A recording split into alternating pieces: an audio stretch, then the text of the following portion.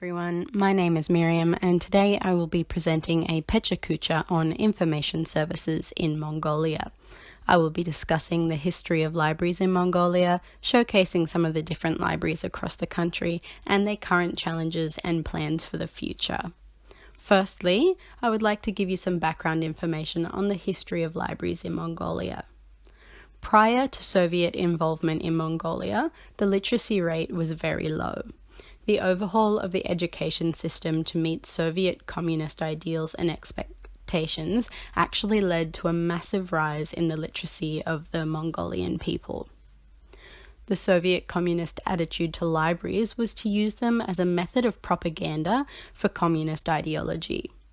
Mongolian collections were mandated by Russian libraries, and the role of information professionals was to give patrons reading lists supporting the work of the Soviet movement. The most significant issue across all Mongolian libraries is funding. In studies by Norton in 2012, both library staff and ministry officials stated that libraries were underfunded. This issue has resulted in library collections comprised of out-of-date materials in compromised storage and condition. Mongolian libraries are behind the rest of the world in relation to digital services and technology available for their patrons. Only 2.5% of Mongolia's public libraries offer digital services. As such, most libraries are unable to meet the information needs of their users. In a study by Johnson and Yadam Surin, respondents all highlighted the need for better training in computer literacy and the desire to provide services expected of libraries internationally. Due to the financial restrictions across Mongolian libraries, staff and researchers rely on the use of open access software, databases, and collections. The libraries themselves are few and far between since the political turmoil of the 1990s. Many libraries were closed or forgotten about due to inadequate staffing and funding restrictions so severe that electricity was sometimes unavailable. I would now like to show you some case studies of Mongolian libraries. The National Library operates in a similar fashion to the Library of Congress in the United States by establishing standards and training programs for librarians. The library has a repository of rare traditional documents as well as an online catalogue with digitized items. The Ulaanbaatar Public Library is the largest public library in Mongolia, and it liaises with the smaller public libraries across the country. The library has a legal resource centre and a collection for the vision impaired. During the transition government, many public libraries were converted into school libraries due to physical space limitations and a lack of staffing.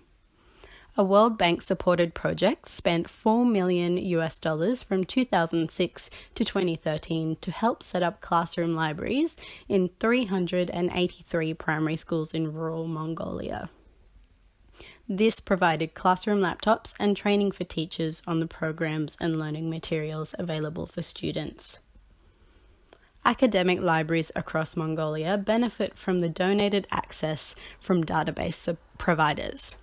The Library for the National University of Mongolia has 471,000 items in its collection and uses Koa as its library management system. In 2014, a new library building opened and new study spaces became available for students. Here is a sweet example of a special library in Mongolia. Dashtondog Jamba is a Mongolian children's author who began touring the country with a mobile library. He travelled sometimes on camel, horseback, oxen, and eventually a van. The library brought Mongolian books to rural children and nomadic families. Mongolia's rural and nomadic population are the most underserviced part of the country by libraries. This population is poorer, with little to no computer literacy, lower education rates, and a nearly non-existent access to information. If this population wanted to use a library, they would need to travel potentially days to reach a library. Even then, rural libraries' facilities will likely not meet their needs for collection material or services available. Populations living on the outskirts of Ulaanbaatar can struggle to access libraries given the lower socio-economic status of the outlying Ger neighbourhoods and the cost of transport within the city. The collections across public, academic and national libraries are not adequate to educate the public and assist students and scholars to study. Collections are dated and still heavily based on the Soviet-era collections of propaganda. Quality current research is only available through donated access from database providers. This donation could end at any time, and individuals need access to the internet and a library membership to use the service.